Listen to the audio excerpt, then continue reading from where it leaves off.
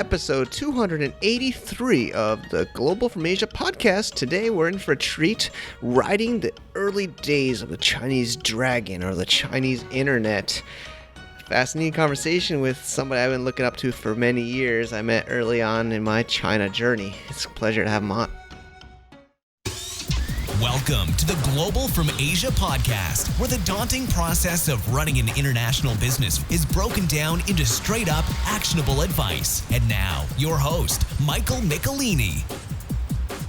Thank you, everybody, for choosing to download and listen to this show. Somebody is trying to listen to this on Spotify. I'm getting old. I think it's set up on Spotify, but I couldn't even find it. I have to look into that. Sorry about that. Mostly on the old-fashioned channels. I'm old-fashioned. I'm getting old. I can't believe I'll be 40 years old soon. His life is flying. And today's show is, I'm really excited about today's show. A lot of you have been asking me about my own journey. I'm going back to China for a little bit.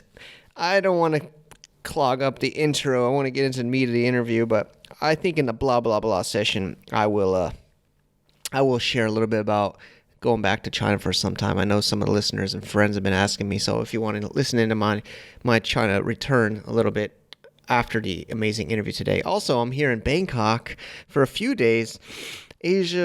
Affiliate World Asia, AWA. I was invited as media here, did a little video, met some amazing people. Gonna get some amazing guests that were speaking there. Man, it was some pretty cool people. And Affiliate is a much different space than I'm used to. Some very fun characters and a little bit more on the black to gray side of the marketing world for sure. Getting some interesting insights. And then tomorrow, this will be done by now. Stellar World Conference. We're a media partner here at Global from Asia. Also, Chris, FBA for you, and some other cool people. Howard Tai and some others were here. Zach Franklin brought a bunch of us. So I will be covering or attending, doing a little vlog as well. If you want to check that out on our YouTube channel, youtube.com/globalfromasia. We try to keep up videos. Also put video versions of this podcast as well. So that's some cool stuff. All right, let's get into today's show. It's episode 283, globalfromasia.com. We do have a website. I know like Peter and some others listeners don't even know we have a website, man. We spent a lot of time on his website, but we have all the show notes. We try to put the transcription on there as soon as possible and other info. You can see TR Harrington, a little bit of a mentor of mine for many years. I remember looking up to him. I went to an SEO conference in Xiamen, China, in 2009, and I met him, and he was running his own agency, Darwin Marketing, and he's done so many amazing things. He's met so many entrepreneurs in a space. He's co-director of Mox Accelerator. It's mobile-only accelerator in Taipei, Taiwan. I was invited up there to share and speak, and we got to do this interview. So it's a real pleasure, and there was so much to talk about. I think we got to get him back on the show. Actually, so many guests we have to get back on the show. But I was really fascinated about this conversation. It's kind of like his journey coming to China and just seeing the internet evolve and how he took advantage of that and started an agency, got a partner, shared some pretty interesting insights, also some insights about social data, the Chinese internet opening and Chinese internet kind of closing and things like that. So if you're interested, I really think you can enjoy this one. We did it in person in Taipei, Taiwan. Let's tune in. I literally just paid my rent with GoRemit.hk. My last rent in a while in Thailand, but it's also useful for making payments into mainland China, into the Philippines, into Vietnam, and other countries as well. Those are where I'm using it for my programmers in Vietnam, for my amazing team in the Philippines, my rent in Thailand, my suppliers in China. All can be done from www.goremit.hk. It's like an e-wallet solution where you fund it from your Hong Kong bank or other Hong Kong financial sources. I know it's helped out Chris Davey from FBAforyou.com and some others at tough times. So it's a really cool founder, Simon Lim, and others there in the team that have really gone above and beyond. It's not just the service, it's also people. So Of course, they make a little bit of money off the transaction on a percentage basis, but it usually works out to be, depending on the size of the transaction, less than a bank wires or smaller, especially for micro payments to team members in different parts of the world. I would recommend it also for small suppliers, maybe in EWU, we've used it for payments, and other places. Check them out at www.goremit.hk and tell them GFA sent you. All right, thank you everybody for tuning in to the Global from Asia podcast. We're here in Taipei, Taiwan, and I get to meet an old friend, TR Harrington. Thanks for coming on the show, TR. Thanks for having me, Mike. Yeah, it's great. I'm here in the MOX Accelerator, and TR is the new head of the program, and it's a pleasure. I haven't done it yet, but I'm excited to share about what we're doing right now: content creation, content marketing, and like we're just talking about some of the listener feedback, the realness. So I'm excited to share it here at the program. TR, you have so much experience. Honestly, we talked for quite a while last night over dinner. There's so many kind of angles. I'm also excited for you to have we'll help hopefully get you started on your own show. But you're in China. You were 20 years, 15 years? No. Not quite. So my China journey originally started in 1994 when I came over to visit a college roommate who'd moved there after we graduated in 93. And that began my fascination initial, I would say, introduction to China. And certainly starting out in Beijing in like 94, bicycles, almost no cars except for government cars and a few taxis. And then, took the old trains, the rickety, slow overnight trains from like Beijing down to Nanjing, down to Shanghai. And just everywhere you looked, there was construction, right? This massive movement, infrastructure, buildings going up, and thinking at that time, 15 years or 20 years, this place is really going to be something. And coming back for my return visit was in the year 2000, for right around New Year's of 2000.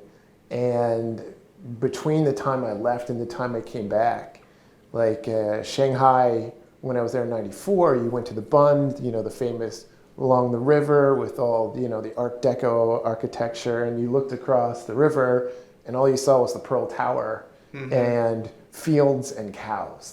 There was nothing in Pudong in 94. And so to come back in the year 2000 and see all of these skyscrapers. They built a city the size of Philadelphia near where I grew up in basically 5-6 years. So that was just mind-blowing, to see the speed of this infrastructure, kind of development. And so then I started coming to China regularly from that point. I moved there for the first time in the fall of 2001. Okay. I was in Shanghai for about a month and a half, and that same college roommate, we made a bargain. I told him I would build him his website, do all the HTML and design. And in exchange, I wanted him to take me someplace in China where people didn't speak English. All right. And that's how I ended up in Kunming, studying Mandarin with a professor and with a local English language student. And that really got me my baseline in Mandarin until I went to business school back in University of Virginia. And then in 2003 in the fall, unlike most of my classmates who were preparing to get into their consulting jobs or their general management jobs, I really was betting my future on China, so I decided to do the exchange program at CEIBS, the China European International Business School. And by the end of 2000, or by the end of my business school program in June of 2004, that's when I made the leap and started, I moved to China full-time. And I was there until the end of 2016. Okay. So it was, 12 and a half years full time, and then prior to that, like another, 6 to 9 months, of living in Kunming and kind of back and forth. So altogether, a little bit over 13 years. Amazing. But dog years. They were fast and they were hard. Yeah, of course. I mean, you were there. I saw. Yeah, I mean, we met. I met because you said you built an HTML website. You're a web marketer. I mean, Darwin Marketing is how I met you. Right. At a Search Marketing Expo in Xiamen. 2009, I think.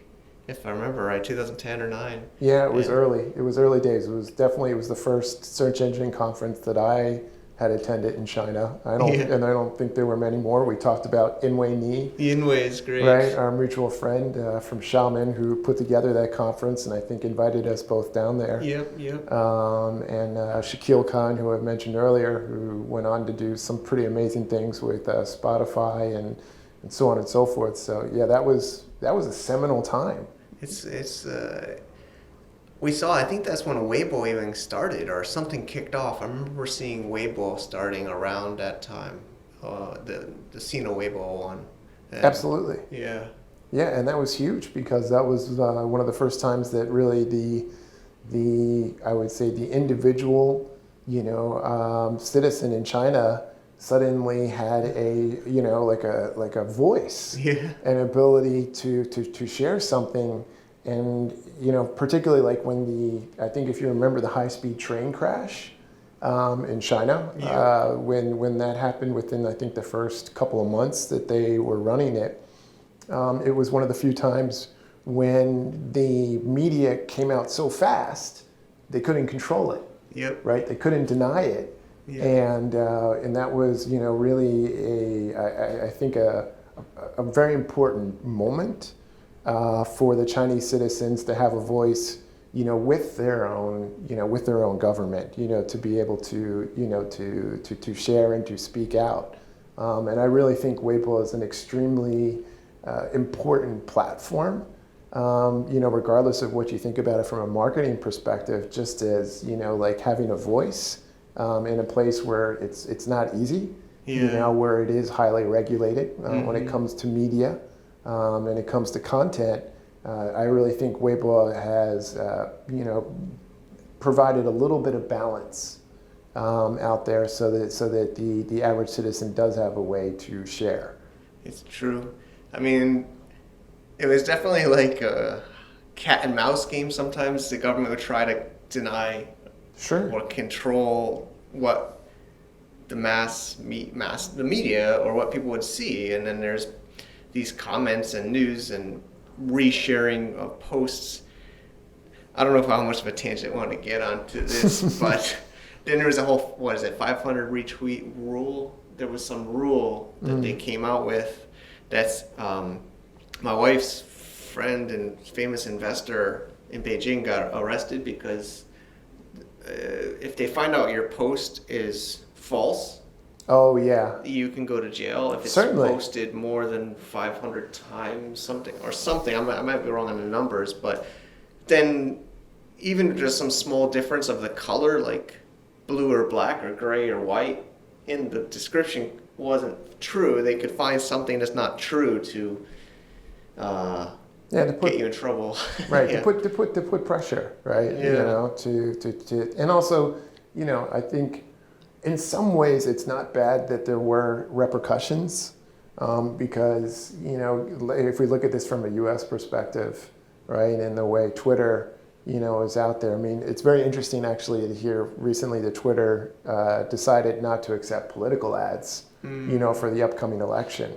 And Facebook is actually taking a completely opposite response. They're doubling down, even after all the damage that they did, to the U.S. in that last election. 2016. But I do think that having having some degree of responsibility, for what you're posting, particularly if you're reaching so many people, I think that there's a good balance. Right, I'm not saying the way that China does it, is the right way, or the way the U.S. does it is the right way. But I do feel like, there could be, somewhere in the middle is probably, the better way to do it. Agreed. Yeah, I mean, you had said you moved back to the States in 2016, right, during this crazy election time. I mean, I remember watching it from, the internet in Shenzhen at the time, and the world is crazy with social media. But let's get back to the story. So I want today to be about, the journey of entrepreneurship in China, and then some lessons people can learn and some takeaways for maybe their China journey, or, so then Kunming, yeah, I remember when we even first met, you had told me you went totally submerged yourself to learn Chinese right away, and I think that probably was the right thing to do business in China. Yeah, I mean, so, prior to coming to China, I'd been in Silicon Valley, and I built up a lot of, experience doing digital marketing, very data-driven kind of optimization.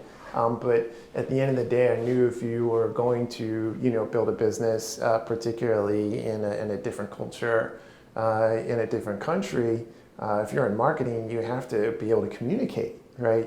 So being able to speak and being able to listen, was critical for me, like having a platform, I would say, for the future to be able to build a business. Yeah. And, I'm an experiential learner. So I think it's same here.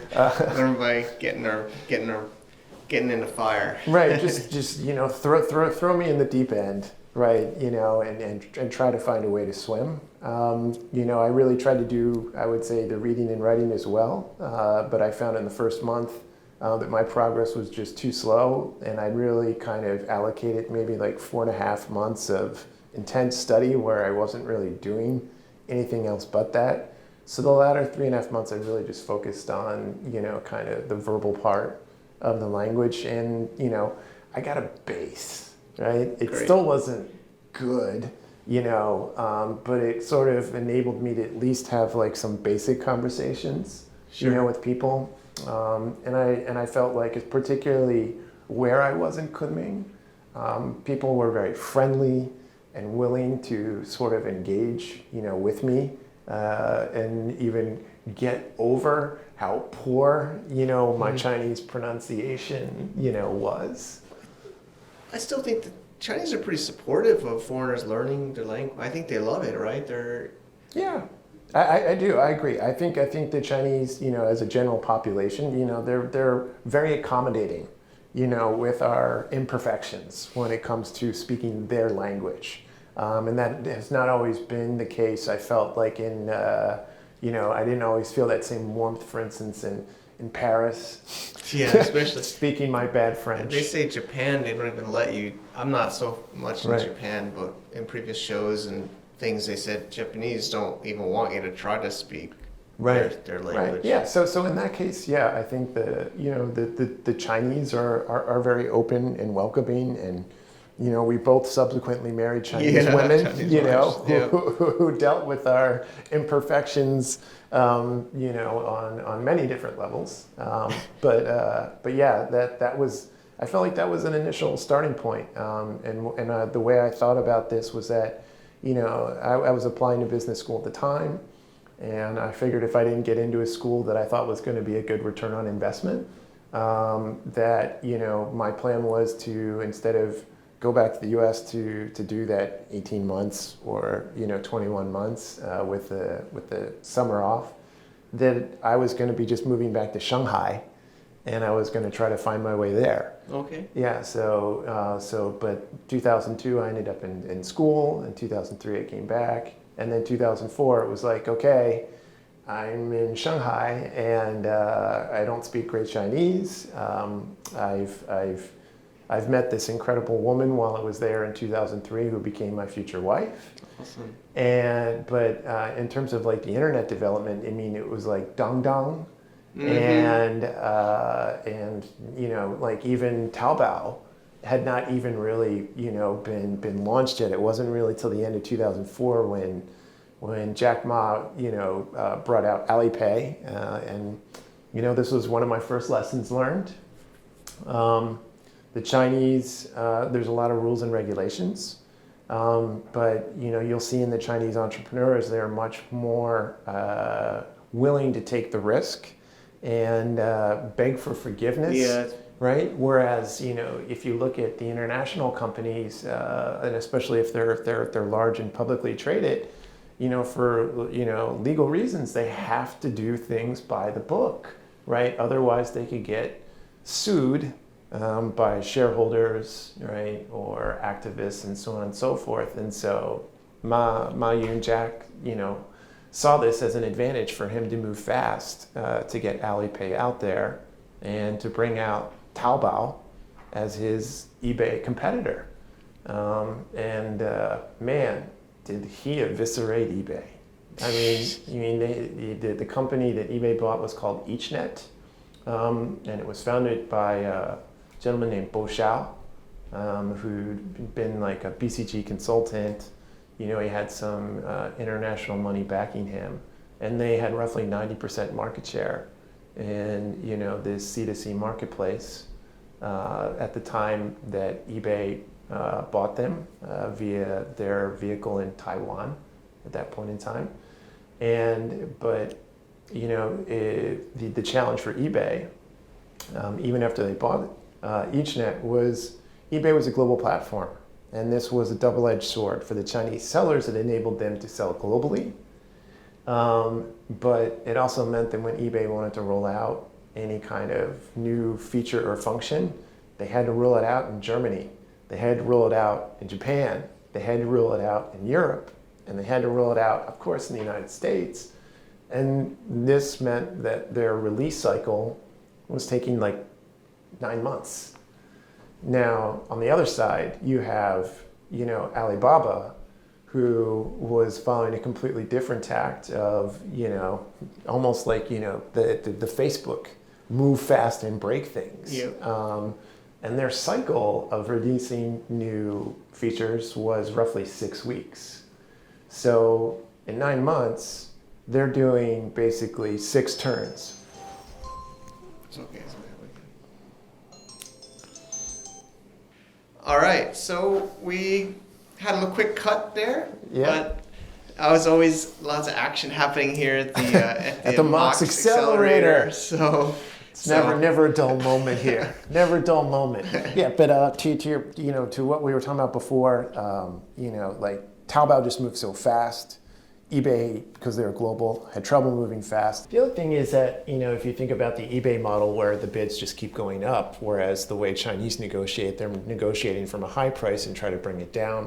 That didn't fit. But truly the thing, and actually it was very interesting to meet the global head of the Gucci group when he came out a couple of years ago. They had been a key client of mine at Darwin. Okay. I explained to him, I thought like the real game changer for Taobao, more so than changing the way the model was done in buying without the auction going up, was actually the introduction of chat into the transaction, because then you could actually have a negotiation over the price. The haggle. Exactly. Because the most important thing that I think eBay failed to understand about the Chinese consumer at that point in time is it's not just the buying of the product. It's the fact that you felt you earned that product by negotiating it down, right? And if the price was fixed and you couldn't do that, it sort of hurt the Chinese heart, right? The idea, I didn't get any discount. Yeah. I didn't move that price down. I failed as a Chinese person, right? I didn't do that. So I think, that's a huge localization issue that I think eBay failed to understand, and they failed to move fast, right? And when they introduced chat into the marketplace, it was just an absolute game changer. I think it's, didn't they buy Skype to try to integrate chat? I don't know if that was because of China or not, but I remember eBay bought Skype. They did. For a while. I think that thing's been sold a few times. I think Microsoft has it now, but yeah, I think maybe I don't know if that's due to China or not, but they were trying to integrate chat maybe, but I think also, like we were saying before we started recording again, was they these international companies think they can just translate it to Chinese. The business model, they can just translate. Oh, we just have our tech team localize it by translating eBay.com to eBay.cn. Correct. And a lot of companies, like honestly, I would say most companies that they came in, internet consumer companies came into China, just had a bad playbook, right? Google tried to set up in Shanghai first, right? Which, you're a media company.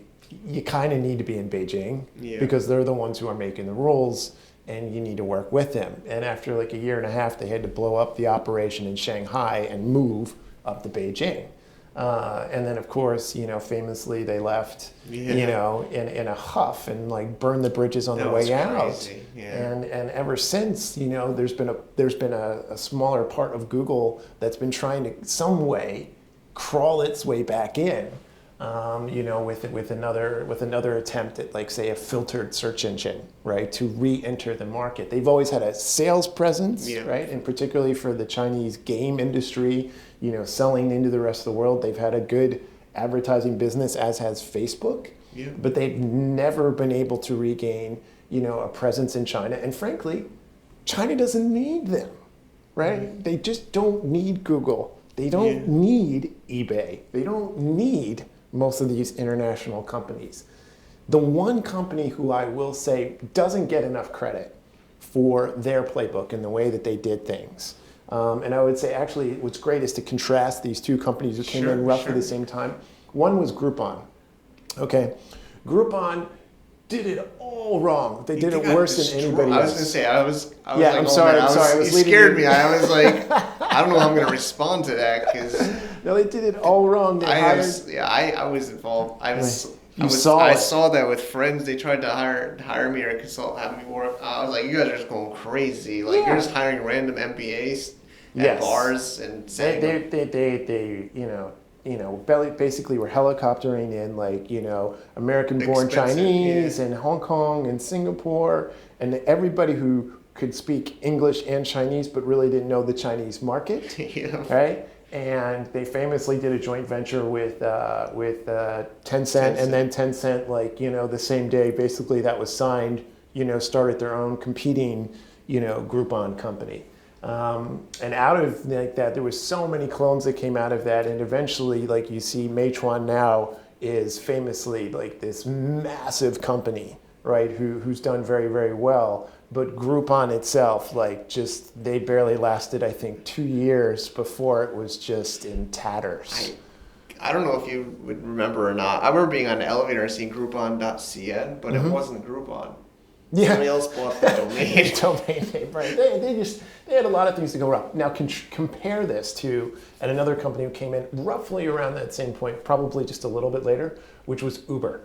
And what Uber, I think, from a playbook did really well in entering the market is, one, they raised the money for Uber China in China. And the great thing about doing that is you have rich, powerful people who are fighting for you in China, who are Chinese, fighting against other Chinese people.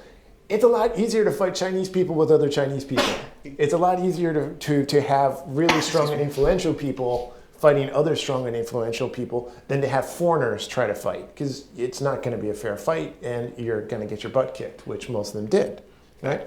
It's a buzzword, but it's true. Guanxi, you're not in the circle. It's easy to just kill you or crush you because you have no relationships here. It doesn't matter. You're just some outsider trying to take our money. Right. So, by having, exactly. Having one was the investment. The second was that they hired local talent that was really good. I mean, they executed so well.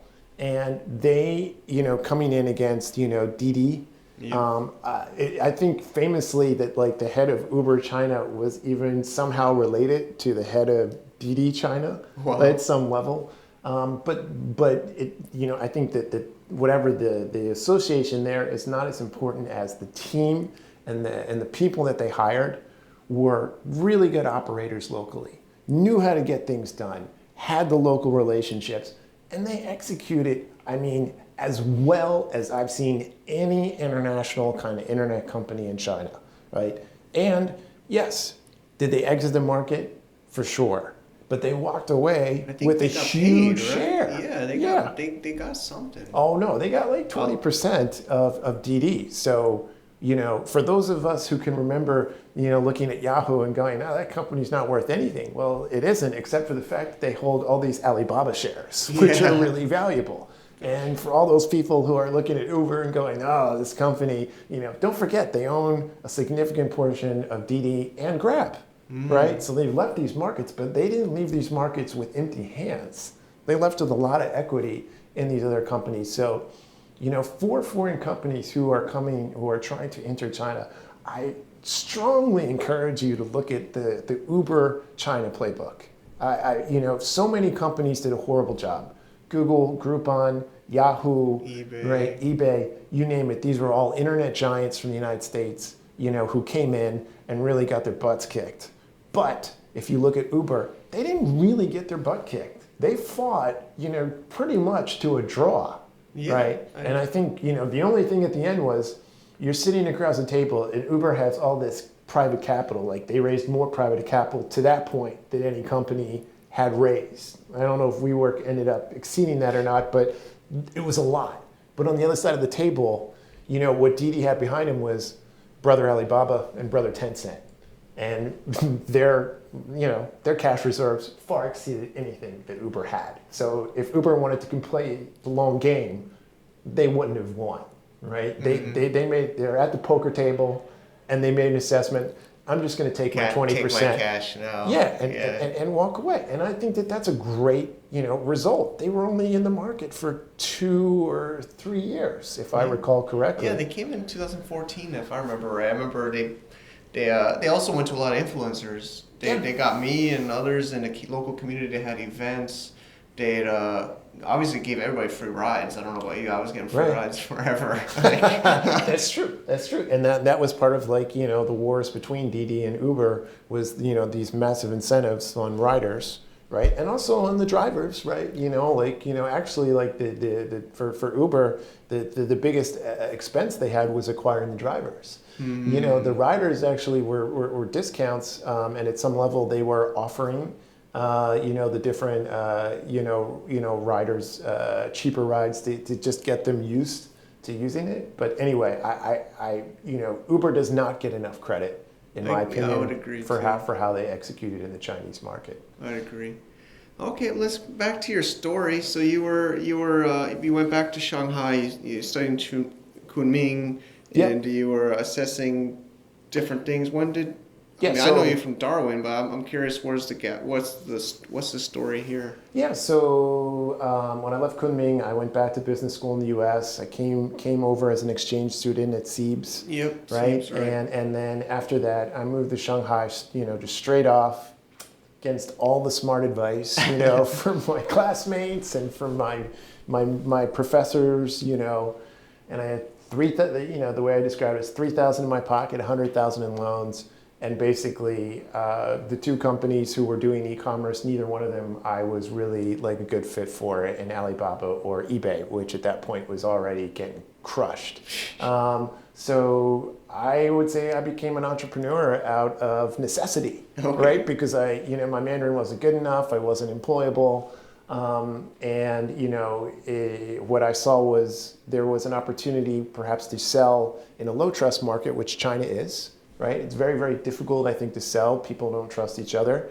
But I was aware of pay for performance marketing, affiliate marketing. Yep. And so I convinced a local Chinese, partner, my co-founder, to help me build out this affiliate marketing network, and that was the origin of Darwin Marketing. Okay. First thing we built was an affiliate network called Click Value.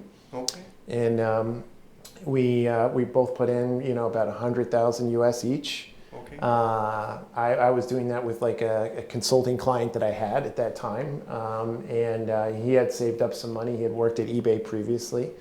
And then we ramped that up to a couple of million impressions per day, 30,000 affiliates. Again, it's relatively easy to sell to people when they're only paying for performance. There's really no risk. Yeah, just bring you customers, especially Chinese, but anywhere in the world, but especially Chinese. Especially Chinese, right? So that was sort of like my original insight or my original starting point to get in. And also, shortly after that point, I noticed that Google was starting its rise, and that search actually data was extremely valuable to e-commerce transactions. And that's kind of when I started to, I think my Chinese co-founder thought I was crazy, because less than 6 or 9 months after convincing him that affiliate marketing was the future, now I was running around saying, well, no, we have to do search marketing. This is the bigger opportunity. Google is even bigger. Baidu is just beginning. And also, the way I like to phrase it is, if I had been just a little bit sharper and smarter, if I had just taken that same $100,000 and instead of putting it in my Darwin marketing business, I just bought stock in Baidu, I would have, that would have been a much bigger exit than the one I eventually got to. But yeah, so we started building it out. We were an early API partner with Baidu, which was very interesting. Seeing how they developed their platform, and within 3 to 4 years, it was every bit as sophisticated as what Google was doing. They changed from being in a mercenary ranking on the paid ads where whoever paid more got the top position, to doing it more like Google, where it was based on some sort of click-through rate, right? So, we got to watch that sort of rise, and we always sort of stayed close to data-driven, I would say, sales, right, from affiliate, but then we were doing it with search engine marketing. And then we had clients, like, one of our key clients in Sephora come to us and be like, we need to do SEO. And I was like, okay, why do you need to do SEO? And she was like, we need to do SEO. And I'm like, you don't know why you need to do SEO, but somebody's telling you that you need to do it. And we were able to sort of follow our clients' needs and move from, say, affiliate, search, paid search, SEO. And then eventually we really started to see, like you were mentioning, Weibo. One of the more interesting things we saw is that Weibo, from a social media perspective, was influencing search behavior. Right? And in, say, SEO or in the search engines itself, you were seeing more and more content that was coming from social itself. And so we felt like, well, if we're going to really leverage, search on behalf of our clients, we can't just focus on like the stuff that they publish on their own website. We have to really be trying to figure out how these different platforms worked. And so one of the first sort of, like, I would say, software hacks that we put together was, I was convinced that social was driving search behavior, but it was really hard to prove it. And we ended up putting together a dashboard, because Weibo released an API. We already had the Baidu API. Taobao had an API, right? And we wanted to see when somebody was like, searching for something in Weibo, like maybe like hashtag, what was happening in Baidu and what was happening in Taobao. And we also were very fortunate, because of our work with Sephora, we got an opportunity with L'Oreal when Tmall actually launched, with the more the B2C model and the big brands. I told my team, I want you to track all the keywords for L'Oreal in Weibo, in Taobao, and in Baidu, right? Because people, around the time Tmall started, like Weibo had already sort of like had its peak and was coming down, and WeChat was rising. Yeah. And so everybody's like, oh, Weibo's dead, it's all about WeChat. And I'm like, I'm not so sure about that. And what we found after the first like 11/11 kind of campaign was that the things that people were posting in social media eventually was driving search behavior inside of Taobao itself. And actually that was leading to sales.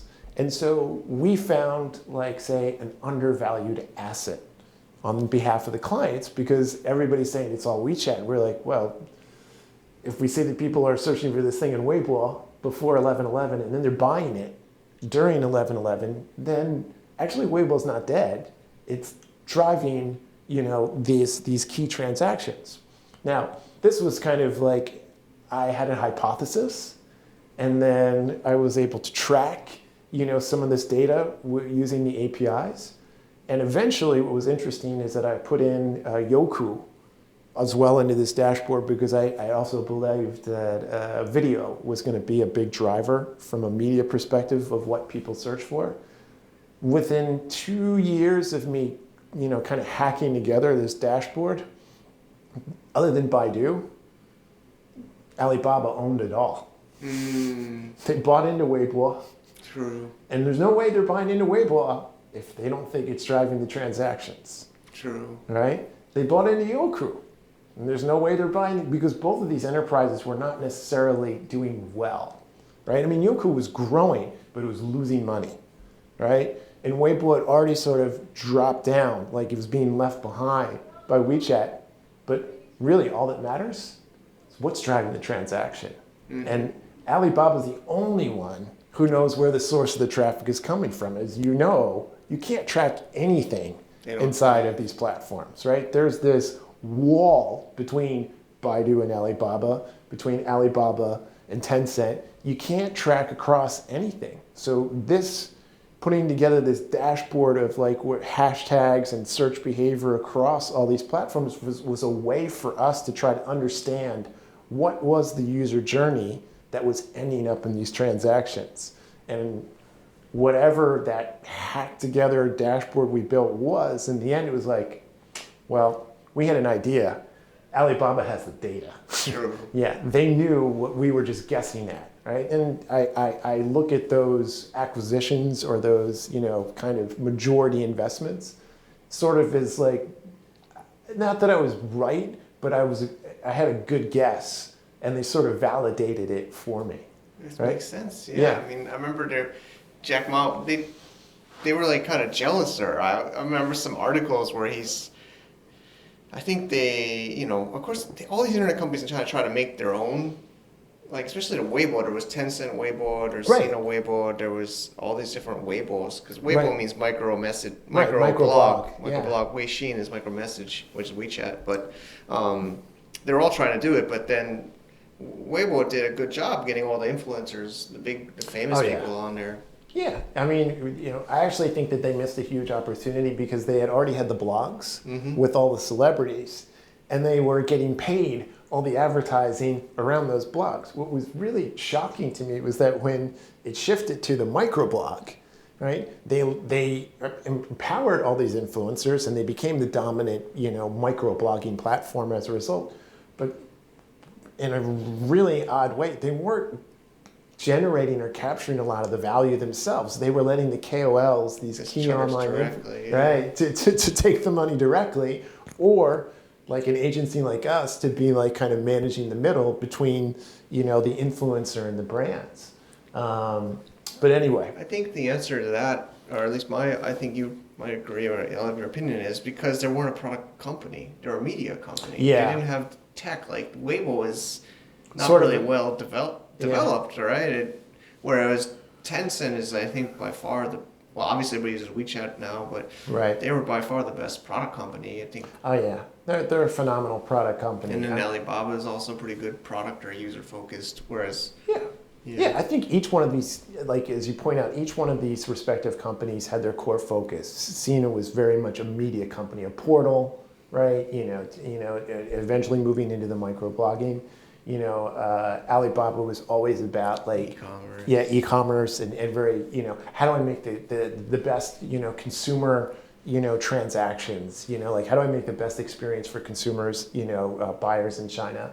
And then Tencent was always, how do I help people to connect, right? And then from QQ, which, you remember as like, the precursor way that we would do things, communicate, right on to Weixin, right? And eventually, I would say a lot of these companies, in particular Alibaba and Tencent, became like the super app, right? This idea of we're going to vertically integrate everything, from e-commerce to payments to rideshare to, delivery, last mile. I mean, it's, and then, if you think about Tencent, the fact that they were able to build such a strong payment platform without actually really having like an e-commerce marketplace like Alibaba had, right?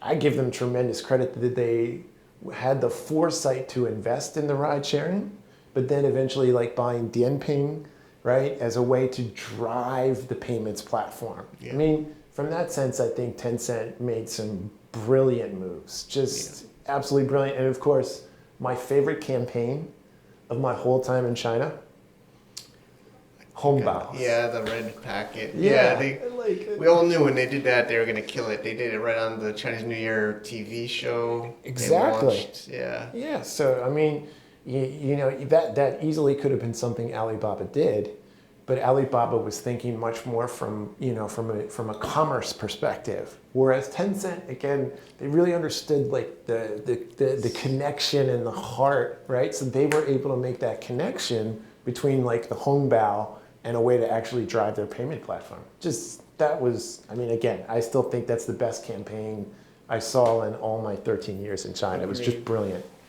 Great. So this has been fascinating. I mean, we're kind of getting, we'll have to maybe get you on another show in the future, but maybe some tips for listeners trying to, I guess both you and I are not as active in China now, but for those that are brave to kind of follow in there. Well, yeah, I would say, well, one is, on behalf of like, say, Mox, right? And I'm the co-program director, and I'm not running it by myself. Okay, cool. Jenny and I are working on this together. Got it. But we're fascinated with trying to help companies penetrate into Southeast Asia, which, I was in Silicon Valley, and then I was in China from the mid-2000s until, the mid-2010s. You saw these two huge rises, and I really believe that Southeast Asia is going to be like the next core growth engine, for all of these internet-related economies. Sure. But the other thing is, our sister accelerator, where I was a mentor, and you're an alumni, China Accelerator. Definitely. I mean, I would say if you're interested in thinking about how do you go cross border into China, go into the China Accelerator. Look at some of the companies they've invested in. Yep. They have their own podcast as well, the Startup Pulse, Pulse, right? Yeah. And Oscar does a great job of bringing in people like the head of Airbnb China, who've also, I think, done a pretty good job in terms of market entry, in there. But all right, to your point, like some quick tips. China's a relationship-driven culture, right? This concept of guanxi, what guanxi means to me is not just who you know, it's who knows you and for what.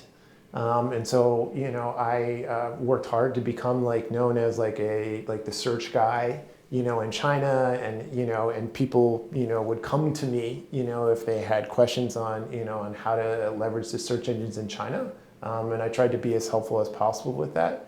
But guanxi also means if somebody introduces you, if that relationship or if that introduction is somebody that they don't care terribly much about, then you're at tremendous risk.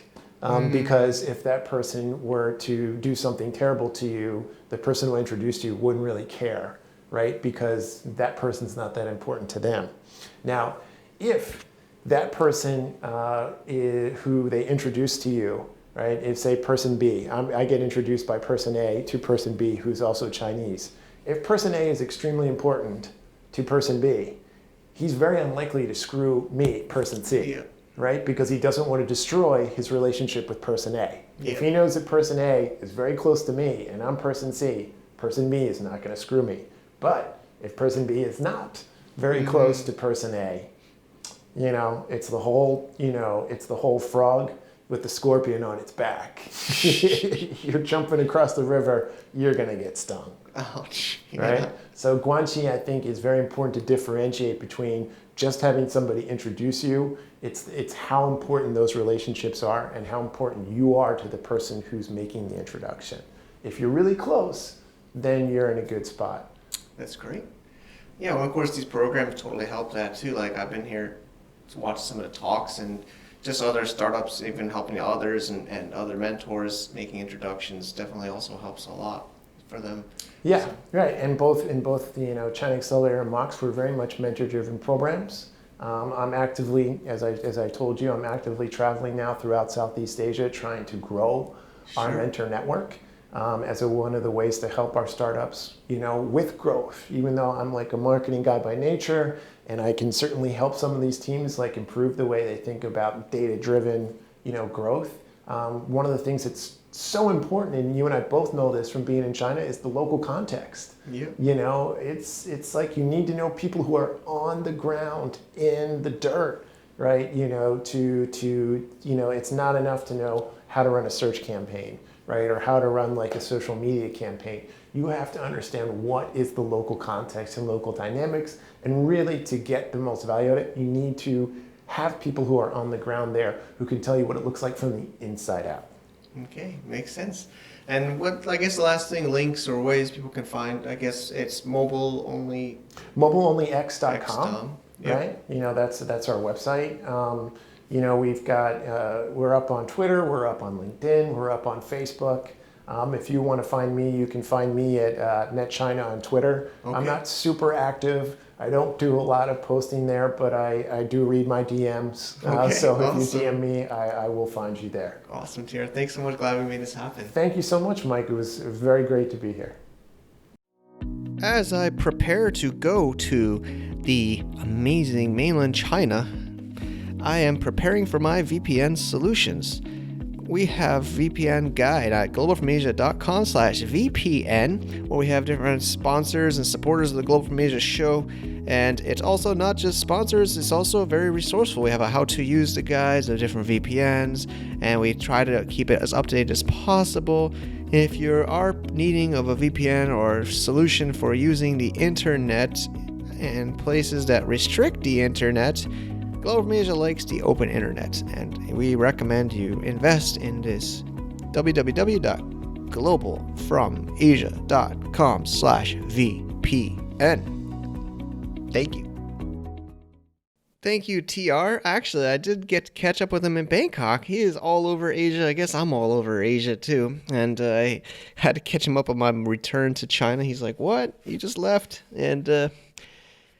But TR, it's really, really great to have you. Thanks also for having me as a mentor at the Mox Accelerator in Taipei, Taiwan. It's a great place. Got a little chilly when I was there. It's getting cold. I'm getting spoiled here in Thailand for now. But I'll be freezing cold. I will be freezing cold very soon in North China. So I know Frederick was asking, regular listener, ChinaImportsHall.com, also a guest on the show and supports us so much with what we do here. And a lot of others like, Mike, you're going back to China? And then some people think we're going to Shenzhen. Some people think Manila. It's really confusing. I just put stuff out there. I do have my personal Facebook, which you can stalk me on. And I don't know. People like it. Some people say I'm too weak. Some people reply to my newsletter saying, "Oh, Mike, grow up hair," But I like to just be totally open.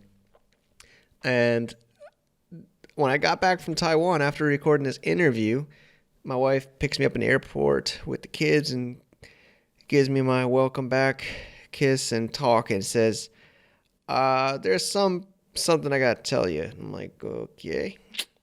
So she says her mom has been in the hospital for 5 days, and nobody in her family wanted to tell her until she got out of the hospital. Her dad, which, I know a lot of you listening know, he helps out so much when I was in Shenzhen, even in Thailand, all these different places. And he says he was back because he's having heart problems. He had heart surgery, and my wife's grandmother died last month in November. So I don't know what's going on. Her aunt's also really not feeling well. I don't know. I'm really nervous to even go there. Man, I don't know. It seems like everybody's getting sick. But she says she's, got to spend time with the family, that don't know what's, don't want to get too morbid, but, don't know how long her parents or her family will be around. I mean, that's the scary thing about life. That's the hard thing about being away from your home, especially in a cross-border. And it's making me think, my dad gave 100 gallons of blood in the last 45 or 50 years. You know that? Or maybe even more than that. That's another discussion. But, I don't know. It's also my family, family is sick or not feeling well. So we made the hard decision to decide to go back to China, to her hometown. It's not Shenzhen. I know some of you know about China. Some of you don't know about China. But this is in Shenyang. She's a Dongbei girl. She's a northeastern, which is up past Beijing, up kind of almost near Korea. Give you a little bit of idea, kind of like, I don't know about in relevance to Japan, but pretty far up north where it snows and it's freezing cold. So I will be going there. We're packing up, boxing stuff up, but we are not like leaving Thailand. The idea, the plan, the discussion is we're switching schools too. We found some other schools, and it was hard to move the school too. So, man, it's rough, I had some comments on my personal blog at mikesblog.com like, "Oh, Mike, doesn't this make you want to go back to America where it's easier and more stable and less crazy?" I'm like, I guess, but if my wife's parents got sick and she's in America, she probably would have flown back to China. What would I have done? I guess I'd take care of the kids in America? Or, I think it's maybe just the life I live. I was also talking to TR, the guest today, and, he has a Chinese wife and he's traveling. He has kids in the U.S. and China, and it's just part of our life. So I don't know. I don't think it'll ever be easy for me. I think, to that blog comment. But, we didn't extend the school. We only did half year. So luckily we didn't pay for the next semester in Thailand. And we're going to start, the money is going to go down into a new school for August 2020.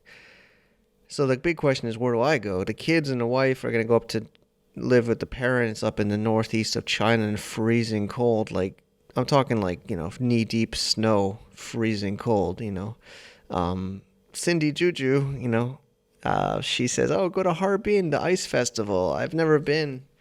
Maybe I'll go there." But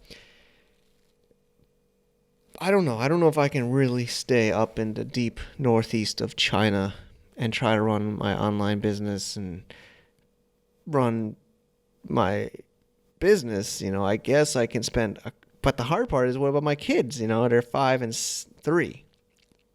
And they're going to be fully submerged back into China. But the wife also wanted to have more time to learn Chinese for the kids. They don't know written Chinese at all. They can speak. And their English is so much better. I know some of the people watching my videos of my kids are like, wow, their English is much better. So yeah, it's true. Their English is much better. So it's already gotten better. I guess it's not going to go away if they're gone for 6 months in China in I guess it'll be a Chinese school. We're still looking at schools. There's supposedly like kindergartens walking distance from my wife's family's house. The funny thing is they have like 4 or 5 condos in this one big, garden complex. In China they have these huge gated communities. So like the aunts and the uncles and the grandma, and they're all like walking to each other's houses in different buildings of this huge like complex. Multiple building complex. I think people in China know. I think in the U.S. it's like that. I can't remember, but so there's space, there's rooms. They'll be staying with the aunts and the grandparents. But I guess my plan is go down to Manila for half a year. I'm a partner in Alpha Rock. I've been helping out with the podcast. Definitely check out the Alpha Rock podcast. I've been hosting that weekly on Fridays. More e-commerce investor mindsets thinking. If you want to check that one out. And they're of course happy to have me down there, hanging out, spending more FaceTime. So I think that's the plan, is Manila. Plus, of course, Alvin editing this today is in Cebu. I'm gonna spend time meeting up the team that helps make this show, and a Global from Asia Shadstone team, and all the content we do here. So it will be a good time to get to be in the Philippines. It's always more fun in the Philippines, isn't that what they say? But it's temporary, I guess January until the summer. And, but then my kids, do I just not see them for 6 months? It's not that close. We're talking like, I don't think there's no direct flights from my brief research of airlines from Shenyang to Manila. So there's some Guangzhou or Kunming or Shanghai layovers overnight, crazy shifts of flights. So I don't know. I just got to decide how often to go back. But it seems like the rough plan is December 20th It's funny, actually, though, another story. This is the blah, blah, blah. You can end if you don't want to hear me blah, blah, blah, right? You got the interview. You got the meat of the show. So if you want to hear the little personal stuff. But my wife wanted to go back to China earlier, but there's a Christmas party or a holiday party. Wasn't politically correct. And she's like, telling me about the booked flights. I'm like, what about the Christmas party? She's like, that doesn't matter. She doesn't like it and she's got a page to go. And I was like, well, I don't know if I really want to go either. Sorry, Miles or Maggie, but I was like, you gotta ask the kids, you know, they're getting old enough. They know what's up. So they were actually really excited to go back to China.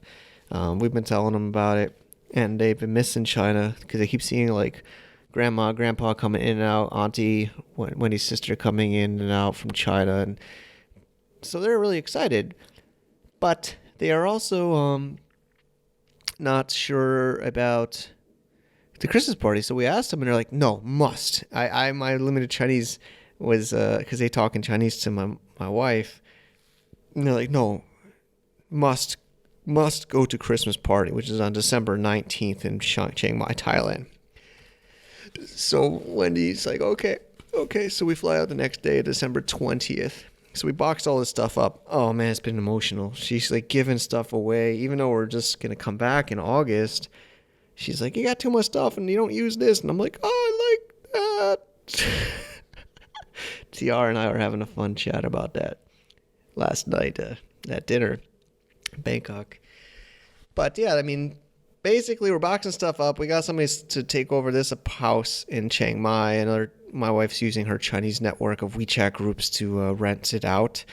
And we're going to come back in about 8 months or so. It's also kind of good timing. We skip this burning season. It's really not recommended to be in Chiang Mai in the burning season unless they somehow change the policies or the laws. But it seems like the farmers just get away with burning crops and burning mushrooms or burning trees. It's just not recommended to be in Chiang Mai from like March and April, maybe even some of end of February. It's like horrible there. So we kind of got out of that anyway. So it seems like it kind of worked out. It's just I got to decide. I could stay in China with them and do that. I mean, that's one of the beautiful things about working online. I kind of can work almost anywhere, of course, but the internet just doesn't freaking work in China. I know there's, of course, the VPNs and stuff, and Global Asia has a top blog post about VPNs. I'll link it on today's show notes. If you want some tips, we have a pretty up-to-date VPN guide. Maybe I should talk about that later in the future. But man, it still is not reliable. It's not fast. I mean, I'm spoiled now. Chiang Mai's internet is fast, and we can get these shows online. I can upload them to the Dropbox and other online sharing tools. Work with my amazing team online. But man, I don't know if I can do that in deep northeast China in the snow, and don't think so. So anyway, that's kind of what I'm losing a little bit of sleep on, honestly, is do I part ways with my wife and kids for 6 months or not? Or I guess it can be like I can go back after 3 months and then another 3 months, meet them in Chiang Mai in the summer. Anyway, it's the life of what I signed up for, right? And probably a lot of listeners, I think you guys deal with this cross-border business, cross-border relationships, marriages, child's personalities. It's insane. But all right, that's it for the blah blah blah. A little bit 11 minutes. Anyways, you can always skip that. That's why I don't mind blabbing at the end. Thanks TR for sharing, and everybody, take care. Bye bye. To get more info about running an international business, please visit our website at www.globalfromasia.com. That's www.globalfromasia.com. Also, be sure to subscribe to our iTunes feed. Thanks for tuning in.